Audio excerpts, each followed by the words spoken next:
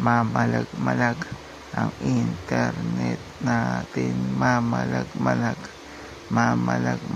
always. Lagi na lang nagmamalag ang internet connection ko kahit anong restart, reset yung modem na hindi mo maintindihan bakit na ganito, bakit napakabagal ang internet connection talaga.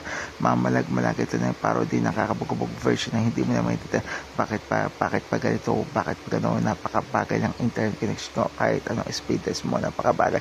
Kailangan pa talaga magpa-plan upgrade, pero sabi ng CSR magpa-plan upgrade daw para daw tumaas daw yung speed, pero napakamahal ng plan.